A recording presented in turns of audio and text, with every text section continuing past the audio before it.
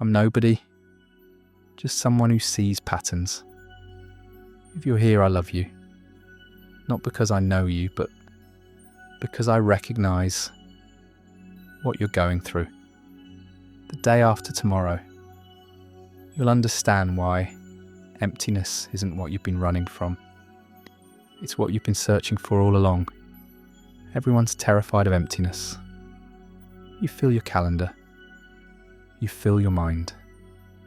You fill every silent moment with noise, with distraction, with anything that keeps you from feeling that hollow space inside.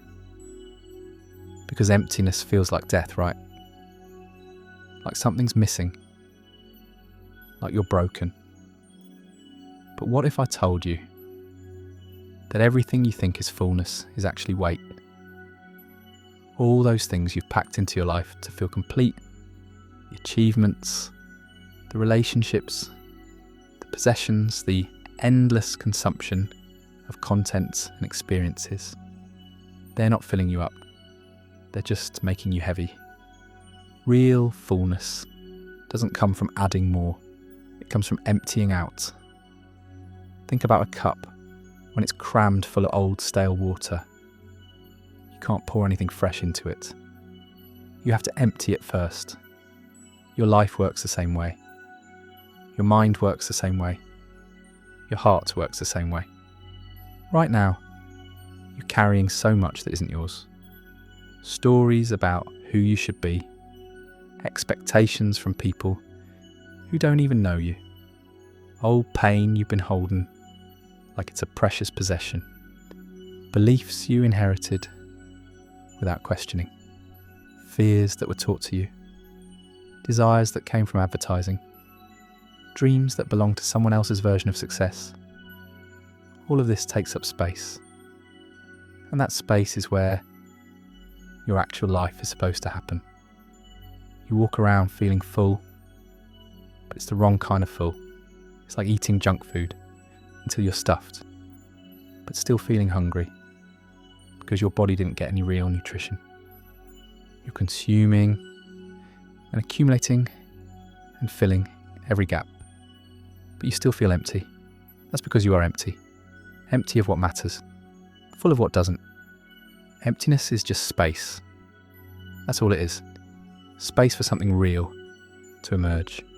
Space for you to finally hear what you actually think instead of what you've been told to think. Space for your authentic desires instead of the desires you borrowed from the culture around you. But we've been taught that space is dangerous. Fill the silence. Fill the gap. Never stop moving. Never stop producing. Never stop consuming. Because if you stop, if you get quiet, if you allow emptiness, something terrible might happen. And you know what? Something does happen. But it's not terrible. It's revelation. When you finally stop filling every moment, every thought, every feeling with something external, you start to notice what's actually there. And what's there isn't nothing. What's there is everything you've been covering up with all that noise. Your intuition is there. The quiet knowing that you've been ignoring because it doesn't sound like the loud voices in your head. Your creativity is there. The ideas and impulses that couldn't get through because there was no room. Your peace is there. Not the kind you have to work for or earn. The kind that's just present when you stop fighting. Your truth is there. The things you actually believe, not the things you're supposed to believe. Your desires are there. The real ones, not the manufactured ones. Your grief is there. The stuff you never processed because you were too busy staying positive. But you can't access any of that until you're willing to be empty first. By the way, our shared space of light and awareness is on its way to 100,000 people. Thank you to everyone who subscribes and brings this moment closer. Here's what happens in the day after tomorrow. Not literally 2 days from now, but soon. Maybe even while you're hearing this. There's a moment coming where you're going to feel that emptiness you've been avoiding. And instead of running, instead of immediately reaching for your phone, or turning on a show, or calling someone, or eating something, or doing anything to make it go away, you're going to sit with it. Just for a second. Just long enough to realise it's not actually empty. It's full of space. And space is where possibility lives. Every great transformation in your life started with emptiness. Every time you outgrew something, there was that gap, that moment of not knowing, that feeling of losing your grip on what was familiar. And in that gap, something new could enter. Think about it. When you left that relationship that wasn't working, there was emptiness after. When you quit that job that was killing you, there was emptiness after. When you let go of that belief that was keeping you small, there was emptiness after. And in every case, your mind panicked. It said this emptiness is wrong. It said you made a mistake. It said fill this gap immediately with something, anything, before it swallows you whole.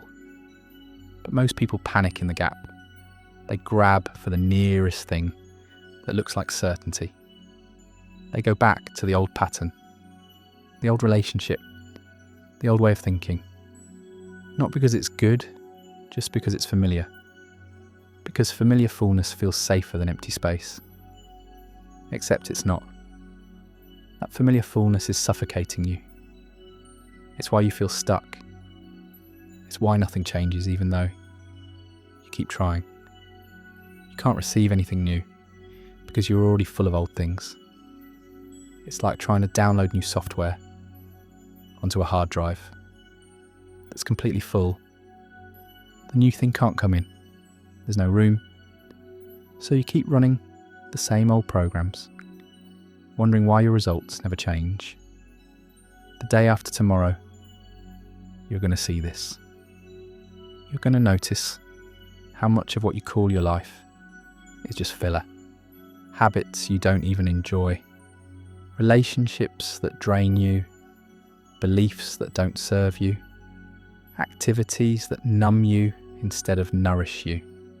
Commitments you made years ago that you're still honouring out of guilt or fear. And when you see it, you're going to have a choice. Keep pretending that fullness is the goal. Keep stuffing more into a life that's already overflowing with things that don't matter. Or let it drain. Let the emptiness come. Let yourself be hollow for a minute. I know that sounds scary. Hollow sounds like broken. But have you ever noticed that musical instruments are hollow? That's why they can make sound. The emptiness is what allows resonance. If you filled a guitar with cement, it would be full, sure. But it couldn't sing. A flute is just an empty tube. A drum is a hollow shell with stretched skin. A violin has an open cavity inside. The emptiness isn't a flaw in the design. This is the entire point. Without the empty space, there's no music. You're the same.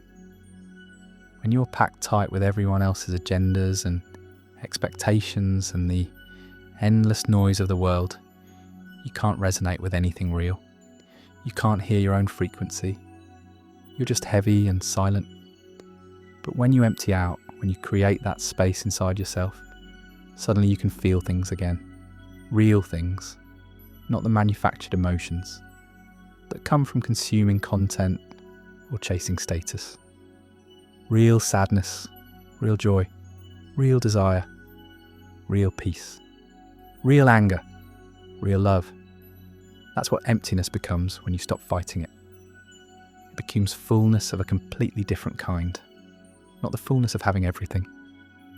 The fullness of being present with what is. Most people never get there because they're too busy filling the space before they even feel it. Discomfort arises, and immediately they're reaching for something. Boredom hits, and instantly they're scrolling.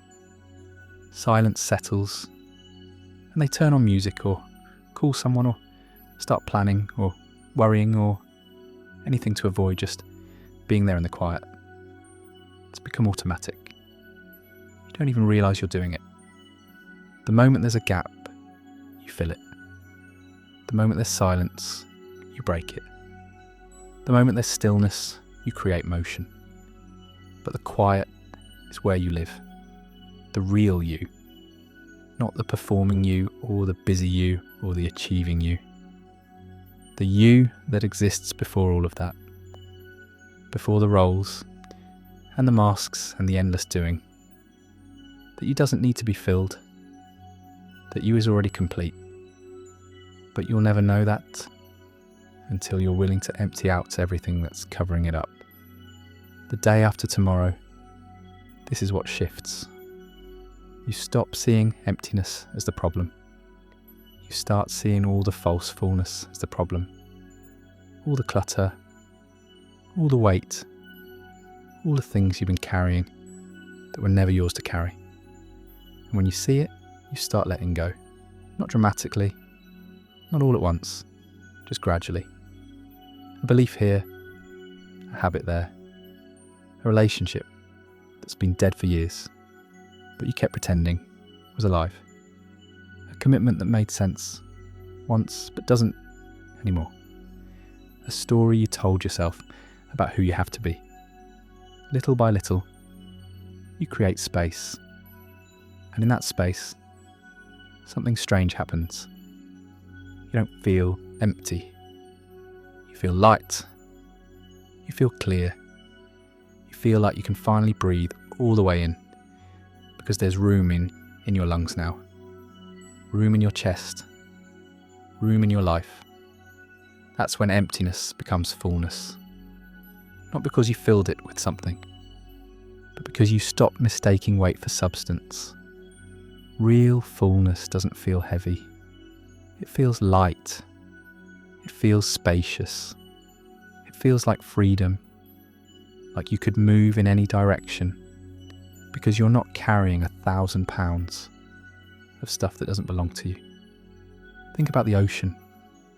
It's constantly emptying into itself. Waves rolling in and out. Nothing ever staying. Everything always moving. And yet the ocean is full, not full of things. Full of itself. Full of its own nature. That's what you become when you stop clinging. When you stop trying to hold and accumulate and preserve. You become like water, full of your own essence. Not because you grabbed anything, but because you let everything flow. The day after tomorrow, you'll recognise this. You'll feel the difference between the fullness you've been chasing and the fullness that comes from having nothing to prove, nothing to defend, nothing to maintain. That second kind of fullness is not something you achieve, it's something you uncover. By taking away, by simplifying, by allowing the emptiness you've been terrified of.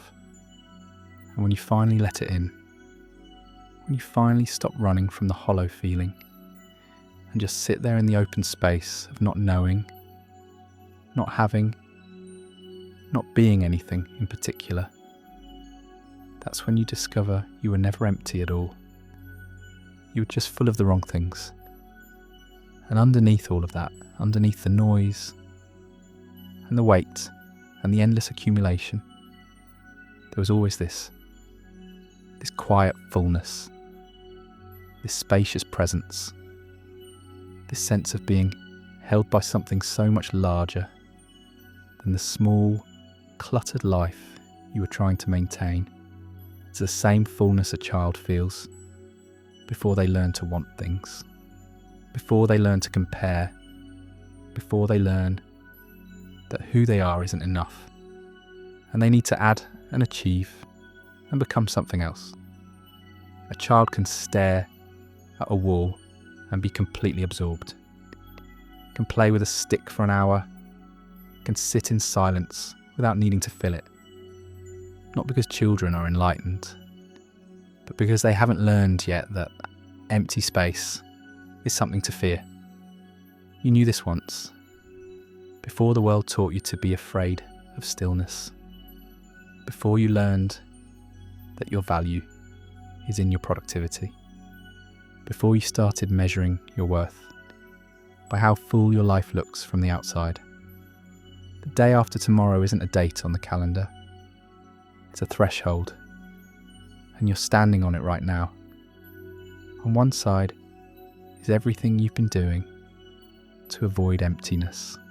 On the other side is the discovery that emptiness was never the problem. The problem was being full of things that don't matter while being empty of things that do. You've been living upside down, filling up on what drains you, staying empty of what would actually nourish you. I'm wondering why you're exhausted. When you flip it, when you empty out the clutter and allow space for what's real, everything changes. Not externally. You might do all the same things, but internally there's room now. Room to breathe, room to feel, room to be. And that room, that space, that emptiness you were so afraid of, it becomes the most valuable thing you have. Because in that space, you can finally hear yourself. You can finally sense what's true. You can finally respond to life instead of just reacting from old patterns. The day after tomorrow, you'll understand this in your body, not just your mind. You'll feel what it means to be full of space instead of full of weight. And once you feel it, you can't unfeel it. You can't go back to thinking that accumulation is the answer. You'll start seeing fullness everywhere you used to see lack. In the silence between words, in the pause between breaths, in the space between thoughts. That's where life actually happens. Not in the stuff, in the space around the stuff. If this video changed something in you, write in the comments, I embrace the space. Write it as your promise to yourself. Nobody.